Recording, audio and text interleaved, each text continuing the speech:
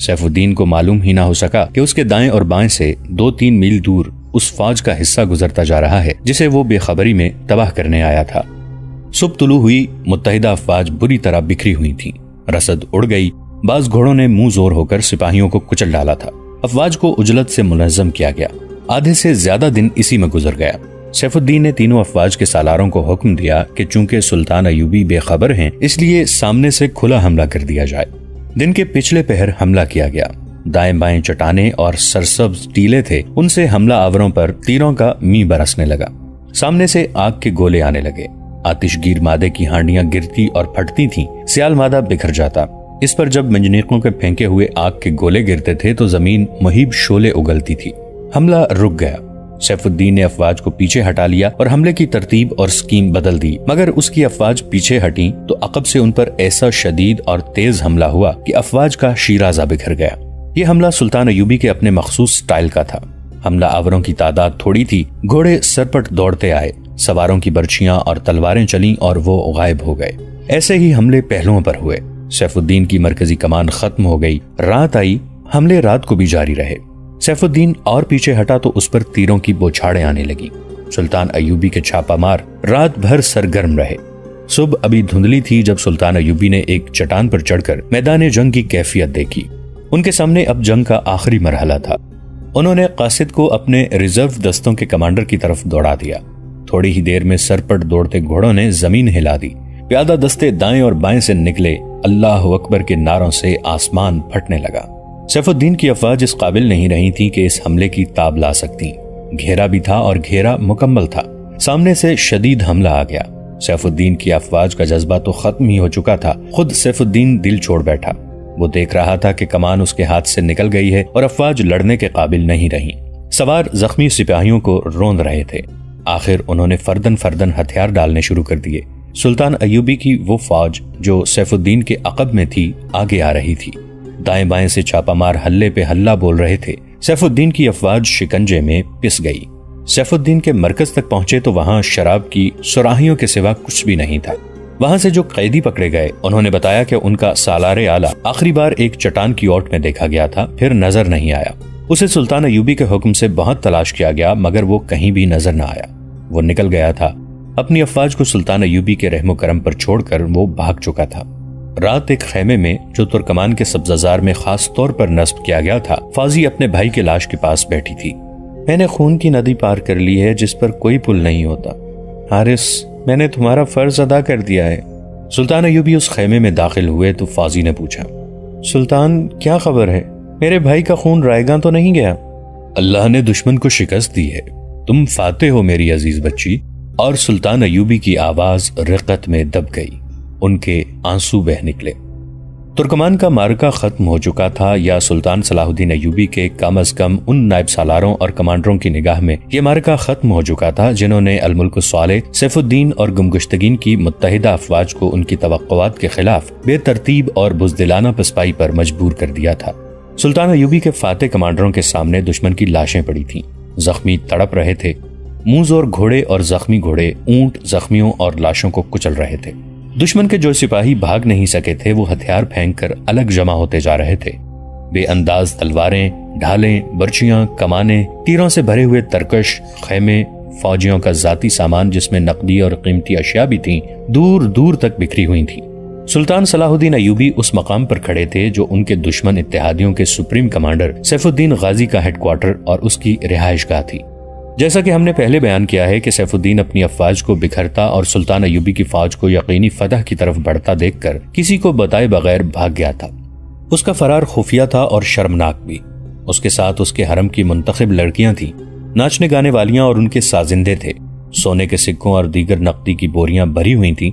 یہ رقم افواج کی تنخواہ تھی اور سلطان ایوبی کے آدمیوں کو خریدنے کے لیے بھی استعمال ہوتی تھی۔ سیف الدین کی یہ رہائش گاہ دلکش کپڑوں کے خیموں، قناتوں اور شامیانوں سے بنی تھی۔ یہ کپڑے کی دیواروں اور چھتوں کا محل تھا۔ اس دور کے جنگجو حکمران ایسے محل اور تمام تر آسائشیں اور عشرت کا سامان ساتھ رکھتے تھے۔ سیف الدین بھی انہی حکمرانوں میں سے تھا۔ اس نے شراب کی سراہیاں اور رنگا رنگ پیالے اور مٹکے بھی ساتھ رکھے ہوئے تھے۔ سلطان ایوبی کپڑوں کے اس دل فریب محل کو دیکھ رہے تھے۔ ان کی نظر پلنگ پر پڑی، وہاں تلوار پڑی تھی۔ سیف الدین ایسا بوکھلا کر بھاگا تھا کہ تلوار ساتھ لے جانا بھول گیا تھا۔ سلطان ایوبی نے تلوار اٹھائی، نیام سے نکالی، تلوار چمک رہی تھی۔ سلطان ایوبی اس تلوار کو دیکھتے رہے۔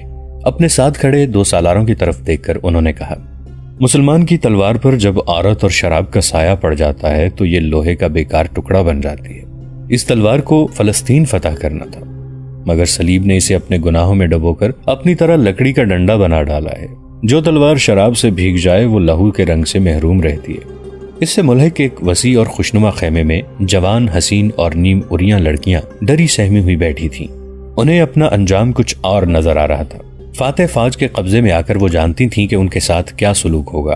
ایسی دلکش لڑکیوں کو دیکھ کر کون درندہ نہیں بن جاتا، لیکن انہیں جب سلطان ایوبی کا یہ حکم سنایا گیا کہ وہ آزاد ہیں اور وہ جہاں جانا چاہیں بتا دیں تاکہ وہاں تک انہیں حفاظت اور عزت سے بھیجا جا سکے، تو وہ اور زیادہ خوفزدہ ہو گئیں۔ انہیں اپنی حفاظت میں لے لیا گیا۔ سلطان ایوبی میدان جنگ میں عورت کے وجود کو برداشت نہیں کیا کرتے تھے۔ ان لڑکیوں سے پوچھا گیا کہ ان کی تعداد کتنی تھی تو انہوں نے بتا دیا کہ ان میں سے 2 لاپتہ ہیں۔ ان کے متعلق بھی یہ بتایا گیا کہ وہ مسلمان نہیں تھیں اور وہی 2 سیف الدین پر چھائی رہتی تھیں۔ یہی کہا جا سکتا تھا کہ وہ سیف الدین کے ساتھ بھاگ گئی ہیں۔ اس دور کی جنگوں میں عموماً یوں ہوتا تھا کہ جنگ ختم ہوتے ہی فاتح فوج مال غنیمت پر ٹوٹ پڑتی تھی۔ زیادہ تر فوجی شکست خوردہ فوج کے اعلیٰ کمانڈر کی رہائش کا یعنی مرکز پر دھاوا بولتے تھے، کیونکہ وہاں خزانہ، شراب اور عورتیں ہوتی تھی۔ ایک طوفانی ہڑبانگ اور بعض اوقات دنگا فساد برپا ہو جاتا تھا۔ سلطان صلاح الدین ایوبی کے احکام سخت تھے۔ کسی افسر کو بھی اس کا عہدہ کتنا ہی اونچا کیوں نہ ہو، اجازت نہیں تھی کہ مال غنیمت کو ہاتھ لگائے۔ مال غنیمت سمیٹنے اور ایک جگہ جمع کرنے کا کام کسی ایک دستے کے سپرد کر دیا جاتا تھا۔ اس کی تقسیم سلطان ایوبی خود کرتے تھے۔ ترکمان کے مارکے کے بعد سلطان ایوبی نے مال غنیمت کے متعلق کوئی حکم نہ دیا۔ انہوں نے اپنے اور دشمن کے زخمیوں کو اٹھانے، مرہم پٹی کرنے اور جنگی قیدیوں کو الگ کرنے کا حکم دے دیا تھا۔ سلطان ایوبی میدان جنگ میں نظم و نسق اور ڈسپلن کی سختی سے پابندی کرایا کرتے تھے۔ اس مارکے میں دشمن بے ترتیبی سے بھاگا تھا۔ سلطان ایوبی کے بعض دستوں نے تعاقب بھی کیا تھا، لیکن ان کی ٹریننگ ایسی تھی کہ تعاقب میں بھی دستے اور جیش ترتیب میں اور ایک دوسرے کے ساتھ رابطے میں رہتے تھے۔ سلطان ایوبی نے تعاقب نہ کیا اور دائیں بائیں پہلو کو اسی طرح تیار رکھا تھا جس طرح جنگ سے پہلے تھے۔ حملے میں انہوں نے دوسرے دستے، چھاپا مار اور ریزرو کی کچھ نفری استعمال کی تھی۔ مارکا ختم ہونے کے بعد بھی انہوں نے پہلوؤں کے دستوں کو سمیٹا نہیں تھا۔ اس کے علاوہ انہوں نے اپنے محفوظہ یعنی اسٹرائک فورس کو فوراً واپس بلا کر اسے اپنی کمان میں لے لیا تھا۔ دشمن کے ساز و سامان اور جانوروں کے متعلق کیا حکم ہے؟ ایک سالار نے سلطان ایوبی سے پوچھا اور کہا، لڑائی ہمارے حق میں ختم ہو چکی ہے۔ میں ابھی اس خوش فہمی میں مبتلا نہیں ہوا۔ سلطان ایوبی نے کہا، لڑائی ابھی ختم نہیں ہوئی، میرے سبق اتنی جلدی بھول نہ جایا کرو۔ ہم نے دشمن کی مرکزیت اور جمعیت کو بکھیرا ہے۔ کیا ہمارے کسی دستے نے اس کے پہلوؤں پر حملہ کیا تھا؟ نہیں کیا تھا۔ مجھے شک ہے کہ اس کے دونوں نہیں تو ایک پہلو محفوظ ہے۔ وہ آخر 3 فوجیں تھیں۔ ان کے سالار ایمان فروش ہو سکتے ہیں، ایسے اناڑی نہیں ہو سکتے کہ ان کے جو دستے لڑائی میں شامل نہیں ہوئے انہیں وہ جوابی حملے کے لیے استعمال نہ کریں۔ ہو سکتا ہے ان کا محفوظہ بھی محفوظ اور تیار ہو۔ ان کی مرکزی کمان ختم ہو چکی ہے سلطان محترم، سالار نے کہا۔ انہیں حکم دینے والا کوئی نہیں رہا۔ صلیبیوں کا بھی خطرہ ہے، سلطان ایوبی نے کہا۔ گو مجھے کسی طرف سے بھی اطلاع نہیں ملی کہ صلیبی فوج کہیں قرب و جوار میں موجود ہے، لیکن یہ علاقہ چٹانی ہے، یہاں ٹیلے اور وسیع نشیب بھی ہیں، بعض جگہوں پر جنگل بھی ہیں، کچھ حصہ ریگستانی بھی ہے، نظر دور تک نہیں دیکھ سکتی۔ دشمن اور سام پر کبھی بھروسہ نہیں کرنا چاہیے، مرتے مرتے ڈنک مار دیتا ہے۔ مجھے سیف الدین کے سالار مظفر الدین کی کوئی خبر نہیں۔ تم سب جانتے ہو کہ مظفر الدین اتنی آسانی سے بھاگنے والا سالار نہیں۔ میں اس کا انتظار کر رہا ہوں۔ اپنی آنکھیں کھلی رکھو، دستوں کو یکجا کر لو۔ مظفر الدین اگر میرے سبق بھول نہیں گیا تو وہ مجھ پر ایک جوابی حملہ تو ضرور کرے گا۔ سلطان ایوبی کا خطرہ بے بنیاد نہیں تھا۔ آپ نے قرون حماد کی جنگ میں سیف الدین کے ایک سالار مظفر الدین بن زین الدین کا ذکر پہلے سنا ہے۔ مظفر الدین سلطان ایوبی کی فوج میں سالار رہ چکا تھا اور اس کی مرکزی کمان میں اس کے ساتھ بھی رہا تھا، اس لیے اسے اچھی طرح علم تھا کہ سلطان ایوبی جنگی منصوبہ کن عناصر کو سامنے کر کے تیار کرتے ہیں اور میدان جنگ میں اس میں کس طرح رد و بدل کرتے ہیں۔ مظفر الدین کچھ تو ذہنی لحاظ سے پیدائشی جنگجو تھا، زیادہ تر تربیت سلطان ایوبی سے حاصل کی، اس لیے اس میں وہ جوہر تھے جو اسے میدان جنگ سے منہ نہیں موڑنے دیتے تھے۔ وہ سلطان ایوبی کا قریبی رشتہ دار، غالباً چچا زاد بھائی تھا۔ جب سلطان ایوبی مصر سے دمشق آئے اور مسلمان امراء ان کے خلاف صف آرا ہوئے تو مظفر الدین سلطان ایوبی کو بتائے بغیر ان کی فوج سے نکل کر ان کے دشمن کے کیمپ میں چلا گیا تھا۔ ترکمان کے اس معرکے سے پہلے قرون حماد کے معرکے میں مظفر الدین نے سلطان ایوبی کے پہلو پر ایسا شدید حملہ کیا تھا جس کا مقابلہ سلطان ایوبی نے پہلو کے دستوں کی قیادت اپنے ہاتھ لے کر کیا تھا۔ قاضی بہاؤالدین شداد کی تحریر کے مطابق اگر سلطان ایوبی خود قیادت نہ کرتے تو مظفر الدین جنگ کا پانسا پلٹ دیتا۔ سلطان ایوبی مظفر الدین کو فن حرب و ضرب کا استاد مانتے تھے۔ اب ترکمان میں انہیں جاسوسوں نے اس کے متحدہ دشمنوں کے افواج کے متعلق جو معلومات دی تھیں ان میں ایک یہ بھی تھی کہ مظفر الدین بھی ان افواج کے ساتھ ہے۔ یہ معلوم نہیں ہو سکا تھا کہ وہ قلب میں ہے، دائیں ہیں یا بائیں ہیں، یا وہ محفوظہ کا سالار ہے۔ سلطان ایوبی نے چند ایک جنگی قیدیوں سے اس کے متعلق پوچھا تھا۔ انہوں نے یہ تصدیق تو کر دی تھی کہ مظفر الدین لشکر کے ساتھ ہے، مگر کسی کو یہ علم نہیں تھا کہ کہاں ہے۔ ہو سکتا ہے قیدیوں نے اس پر پردہ ڈال دیا ہو کہ مظفر الدین کہاں ہے۔ سلطان ایوبی نے اپنے سالاروں سے کہا، میں تسلیم نہیں کر سکتا کہ وہ لڑے بغیر بھاگ گیا ہوگا۔ وہ میرا شاگرد ہے، میں اس کی جنگی اہلیت سے بھی واقف ہوں اور اس کی فطرت سے بھی۔ وہ حملہ کرے گا، اگر اسے یقین ہوا کہ وہ شکست کھا جائے گا پھر بھی وہ حملہ کرے گا۔ اسے حملہ کرنا چاہیے، ورنہ مجھے مایوسی ہوگی۔ صلاح الدین ایوبی یہ نہ کہے کہ مظفر الدین بھی بھاگ گیا ہے۔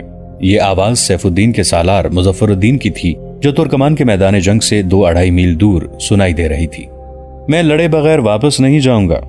اس وقت جب سلطان ایوبی سیف الدین کے رہائشی خیموں میں کھڑے تھے، سیف الدین کا کوئی کمانڈر یہ پیغام لے کر مظفر الدین کے پاس پہنچا تھا کہ سلطان ایوبی کو کس طرح قبل از وقت پتہ چل گیا تھا کہ ان پر حملہ آ رہا ہے، اس لیے ہم دھوکے میں آ گئے۔ اب یہاں لڑنا بیکار ہے، بہتر یہ ہے کہ تم بھی واپس چلے جاؤ اور اپنے دستوں کو کسی اور بہتر جگہ لڑانے کے لیے بچا کر لے جاؤ۔ سیف الدین نے اس پیغام میں اپنے متعلق بتایا تھا کہ وہ کسی کو بتائے بغیر میدان جنگ سے جا رہا ہے۔ ہم آپ کا ہر حکم بجا لائیں گے، مظفر الدین کے ایک نائب سالار نے اسے کہا، لیکن اس حالت میں جب کہ ہماری فوج کے لڑنے والے حصے مارے گئے، زخمی یا قیدی ہو گئے یا بھاگ گئے ہیں، اس تھوڑی سی فوج سے جوابی حملہ کرنا مناسب معلوم نہیں ہوتا۔ میں ان دستوں کو ناکافی نہیں سمجھتا جو میرے پاس ہیں، مظفر الدین نے کہا۔ یہ اس فوج کا 1/4 ہے جو ہم ساتھ لائے ہیں۔ سلطان ایوبی اس سے بھی کم نفری سے لڑتا اور کامیاب ہوا کرتا ہے۔ میں اس کے پہلوؤں پر حملہ کروں گا۔ میں اب اسے وہ چال نہیں چلنے دوں گا جو اس نے قرون حماد میں چلی تھی۔ تم سب حملے کے لیے تیار ہو جاؤ۔ عالی مقام سیف الدین غازی والی موصل 3 فوجوں کی نفری سے ہار گئے ہیں، نائب سالار نے کہا۔ میں اپنے مشورے کو دہراؤں گا کہ اس تھوڑی سی نفری سے حملہ کرنا اسے مروانے والی بات ہے۔ میدان جنگ میں اپنے حرم اور شراب کے مٹکے ساتھ رکھنے والوں کے پاس 3 کی بجائے 10 فوجیں بھی ہوں تو ان کا انجام یہی ہوتا ہے جو والی موصل سیف الدین کا ہوا ہے۔ مظفر الدین نے کہا، میں بھی شراب پیتا ہوں، لیکن یہاں پانی نہ ملے تو میں پرواہ نہیں کرتا۔ سلطان ایوبی مجھے ایمان فروش اور غدار کہتا ہے، لیکن میں اس لیے اس سے لڑنے سے منہ نہیں موڑوں گا کہ وہ مسلمان ہے۔ یہ 2 سالاروں کی ٹکر ہوگی، یہ 2 پہلوانوں کا دنگل ہوگا، یہ 2 تیغ زنوں کا مقابلہ ہوگا۔ اپنے دستوں کو تیار کرو اور یاد رکھو، صلاح الدین ایوبی کے جاسوسوں کی نظریں زمین کے نیچے بھی دیکھ سکتی ہیں۔ اپنے دستوں کو آج رات اور پرے لے جاؤ اور ہر طرف دور دور تک اپنے آدمی چھوڑ دو۔ وہ جسے مشکوک حالت میں گھومتا پھرتا دیکھیں اسے پکڑ لیں۔ اس نے ایک جگہ منتخب کر لی تھی جہاں دستوں کو چھپایا جا سکتا تھا۔ حملے کے لیے اس نے کوئی اور دن اور وقت مقرر نہ کیا۔ اپنے نائب سالاروں سے کہا، سلطان ایوبی میں لومڑی کی چالاکی اور خرگوش کی پھرتی ہے۔ مجھے میرے مخبروں نے بتایا ہے کہ اس نے ابھی مال غنیمت سمیٹا نہیں اور اس نے اپنی فوج کے پہلوؤں کو بھی نہیں سمیٹا۔ اس سے پتہ چلتا ہے کہ وہ پیش قدمی نہیں کرے گا، اور یہ بھی ظاہر ہوتا ہے کہ وہ ہمارے جوابی حملے کا خطرہ محسوس کر رہا ہے۔ میں اسے اچھی طرح جانتا ہوں، وہ کس انداز سے سوچا کرتا ہے۔ میں اسے یہ دھوکہ دوں گا کہ ہم سب بھاگ گئے ہیں اور اب حملے کا خطرہ ٹل گیا ہے۔ یہ عقل اور فہم و فراست کی جنگ ہوگی۔ وہ 2 دنوں سے زیادہ انتظار نہیں کرے گا۔ اس کی طرح میں بھی اپنے جاسوسوں کو اس کی نقل و حرکت دیکھنے کے لیے استعمال کروں گا۔ جو ہی وہ مال غنیمت سمیٹنے لگے گا اور اس کی توجہ دائیں بائیں سے ہٹ جائے گی، ہم اس کے پہلو پر حملہ کر دیں گے۔ یہی وہ خطرہ تھا جسے سلطان ایوبی محسوس کر رہے تھے۔ سیف الدین کے لشکر پر جس طرح سلطان ایوبی نے بے خبری میں اس کی توقعات اور اس کے خوابوں کے خلاف حملہ کیا تھا، اس کی تفصیلات ہم پہلے بتا چکے ہیں۔ ہم نے آپ کو بتایا کہ سلطان ایوبی نے ایک تو اپنے دستے سیف الدین کی فوج کے دائیں بائیں سے اس کے عقب میں بھیج دیے تھے، اس کے علاوہ انہوں نے اپنے چھاپا مار بھی روانہ کر دیے تھے۔ یہ ان کی کمانڈو فورس تھی جس کے ہر کمانڈر اور سپاہی میں غیر معمولی ذہانت، دلیری اور پھرتی تھی، اور یہ تربیت یافتہ جاسوس بھی تھے۔ اس فورس نے 4-4 سے لے کر 12-12 کی ٹولیوں میں تقسیم ہو کر دشمن کو بہت نقصان پہنچایا تھا۔ ان میں ایک ٹولی 12 سپاہیوں کی تھی جس کے صرف 3 سپاہی اور ٹولی کا کمانڈر الناصر زندہ تھے۔ الناصر اپنی ٹولی کے ساتھ ترکمان کے مارکے سے ہی سیف الدین کی متحدہ فوج کے دور پیچھے چلا گیا تھا۔ اس کا نشانہ عموماً دشمن کی رسد ہوتی تھی، اب کے بھی وہ اپنی ٹولی کو گھوڑوں پر لے گیا تھا۔ اس کے پاس فیتے والے آتشی تیر تھے، تھوڑا سا آتش گیر مادہ تھا، برچیاں، تلواریں اور خنجر تھے۔ رسد بہت دور تھی۔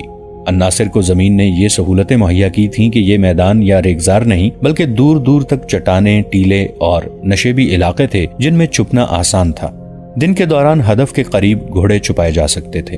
اتحادیوں کی افواج کی رسد، جس میں فوج کے لیے اناج اور جانوروں کے لیے خشک گھاس اور دانہ وغیرہ تھا، پیچھے آ رہا تھا۔ اس سامان میں تیر و کمان اور برچیاں وغیرہ بھی تھیں۔ الناصر نے پہلی ہی رات رسد پر کامیاب چھاپا مارا تھا۔ بہت سی رسد آتشی تیروں سے جل گئی تھی۔ دن کو وہ اپنی ٹولی کے ساتھ ایک جگہ چھپا رہا مگر سویا نہیں۔ اس نے دیکھ لیا تھا کہ دشمن کے فوجی کھڈنالوں میں اور ٹیلوں کی اوٹ میں اس کی پارٹی کو ڈھونڈ رہے تھے۔ اس نے اپنے سپاہیوں کو ادھر ادھر موزوں بلندیوں پر بٹھا دیا تھا۔ انہوں نے کمانوں میں تیر ڈال رکھے تھے۔ دشمن کے فوجی دور سے ہی واپس چلے گئے تھے۔ سورج غروب ہونے کے بعد اس نے چھپ کر رسد کا قافلہ دیکھا۔ قافلے نے پڑاؤ ڈال دیا تھا مگر اس رات شب خون آسان نظر نہیں آ رہا تھا۔ دشمن نے ارد گرد گشتی پہرے کا بڑا سخت انتظام کر دیا تھا۔ یہ پہرا پیدل بھی تھا اور گھڑ سوار بھی۔ اس کے باوجود الناصر نے شب خون کا ارادہ کر لیا۔ دشمن کی ابھی بہت سی رسد باقی تھی۔ یہ سلطان ایوبی کا ایک تباہ کن طریقہ کار تھا۔ دشمن کی رسد کو چھاپا ماروں سے تباہ کرا دیا جاتا تھا۔ اس کے لیے انہوں نے ایسے فوجی تیار کر رکھے تھے جو جذبے کے لحاظ سے جنونی اور خپتی تھے۔ ان کی دلیری غیر معمولی اور ذہانت اوسط درجہ سپاہیوں سے خاصی زیادہ تھی۔ ان جانبازوں کی دیانتداری کا یہ عالم تھا کہ اتنی دور جا کر بھی جہاں انہیں دیکھنے والا کوئی نہیں ہوتا تھا، وہ فرش شناسی کا جانبازانہ مظاہرہ کرتے تھے۔ الناصر نے رات کو گھوڑے وہیں بندے رہنے دیے جہاں دن کو چھپائے تھے۔ اپنی پارٹی کو پیدل لے گیا۔ ایک جگہ سے وہ دشمن کی رسد کے پڑاؤ میں داخل ہو گیا۔ اس نے سامان کے انباروں پر آتش گیر مادہ چھڑک کر آگ لگا دی۔ اپنی ٹولی کو بکھیر دیا۔ سپاہیوں نے شعلوں کی روشنی میں بھاگتے دوڑتے سپاہیوں کو تیروں کا نشانہ بنانا شروع کر دیا۔ دشمن کے فوجی انہیں تلاش کرنے لگے۔ چھاپا مار کب تک چھپ سکتے تھے؟ ایک ایک کر کے پکڑے اور مارے گئے۔ ان میں سے وہی 3 زندہ رہے جو الناصر کے ساتھ تھے۔ انہوں نے بہت تباہی مچائی تھی۔ رسد کے ساتھ جو پہرے دار اور دیگر لوگ تھے انہوں نے ان سب کو گھیرے میں لینے کی کوشش کی تھی۔ الناصر نے اپنے 3 ساتھیوں کو الگ نہ ہونے دیا۔ وہ شعلوں سے دور ہٹ کر اندھیرے میں گھوڑا گاڑیوں اور خیموں کی اوٹ میں چھپتے، اپنے قریب سے گزرتے سپاہیوں سے بچتے اور کسی اور ہی سمت کو نکل گئے۔ الناصر نے آسمان کی طرف دیکھا۔ اسے کوئی ستارہ نظر نہ آیا۔ چھاپا ماروں کو ستاروں سے سمت معلوم کرنے کی ٹریننگ دی جاتی تھی مگر اس رات آسمان گرد و غبار کی طرح کے بادلوں میں چھپا ہوا تھا۔ الناصر رسد کے پڑاؤ سے دور نکل گیا۔ اسے دشمن کی جلتی ہوئی رسد اور ساز و سامان کے شعلوں کی سرخی دکھائی دے رہی تھی۔ اسے معلوم نہیں تھا کہ اس کے باقی 9 سپاہی زندہ ہیں یا شہید ہو چکے ہیں۔ اس نے دل ہی دل میں ان کی سلامتی کے لیے دعا کی اور اپنے 3 ساتھیوں کو ساتھ لیے اندازے کے مطابق اس طرف چل پڑا جہاں اس کی ٹولی کے گھوڑے بندھے ہوئے تھے۔ وہ رات بھر چلتا رہا۔ دشمن کی رسد کے شعلے نظروں سے اوجھل ہو گئے۔ فضا میں شعلوں کی جو سرخی نظر آ رہی تھی وہ بھی غائب ہو گئی۔ اگر یہ سرخی نظر آتی رہتی تو وہ اپنے ٹھکانے تک پہنچ سکتا تھا۔ یہ بھی نہ رہی اور وہ اندھا دھند چلتا گیا۔ زمین کے خد و خال بدل گئے تھے۔ درخت تو کوئی تھا ہی نہیں۔ اس نے پاؤں تلے سخت زمین کی بجائے ریت محسوس کی۔ ٹیلے اور چٹانیں بھی نہیں تھیں۔ ریت نے اس کے اور اس کے ساتھیوں کے پاؤں وزنی کر دیے۔ پانی اور کھانے کی اشیاء گھوڑوں کے ساتھ تھیلوں میں بندھی تھیں اور گھوڑے نہ جانے کہاں تھے۔ اس نے پیاس محسوس کی۔ وہ بہت تھک گیا تھا۔ اس کے 3 ساتھی بھی پیاس کی شکایت کر چکے تھے۔ ان سب کی رفتار بھی ختم ہوتی جا رہی تھی۔ الناصر نے وہیں رک جانا اور آرام کر لینا مناسب سمجھا۔ اس کے ساتھیوں نے اس امید پر چلتے رہنے کا مشورہ دیا کہ کہیں پانی مل جائے گا۔ اس خطے میں پانی کی قلت تو نہیں تھی لیکن وہ اس خطے کے اس حصے میں جا نکلے تھے جو ریگزار تھا۔ وہاں پانی کا نام و نشان نہ تھا۔ وہ کچھ دیر اور چلے اور تھک ہار کر بیٹھ گئے۔ الناصر کی آنکھ کھلی تو اس کے 3 سپاہی بے ہوشی کی نیند سوئے ہوئے تھے۔ سورج افق سے اٹھ آیا تھا۔ الناصر نے چاروں طرف دیکھا۔ وہ ریت کے سمندر میں کھڑا تھا۔ اس کا دل ڈوبنے لگا۔ وہ تو صحراؤں میں جنا پلا اور صحراؤں میں اس نے لڑائیاں لڑی تھیں۔ وہ ریگزار سے ڈرنے والا نہیں تھا۔ اس کی گھبراہٹ کی وجہ یہ تھی کہ اسے توقع نہیں تھی کہ یہاں ریگستان ہوگا۔ گھبراہٹ کی وجہ یہ بھی تھی کہ افق تک پانی کے کوئی آثار نظر نہیں آتے تھے۔ پیاس سے وہ حلق میں جلن اور چبھن محسوس کر رہا تھا۔ دوستو، آج کے لیے اتنا ہی۔ اسی کہانی کی اگلی قسط کے ساتھ بہت جلد حاضر ہوں گے۔ نیچے کامنٹ سیکشن میں اپنی رائے کا اظہار ضرور کیجیے گا۔ ہمارے اس چینل کو سبسکرائب کر کے نیچے موجود بیل آئیکن کو بھی ضرور کلک کیجیے گا۔ اگلی ملاقات تک کے لیے ہمارا اور آپ کا اللہ نگہبان۔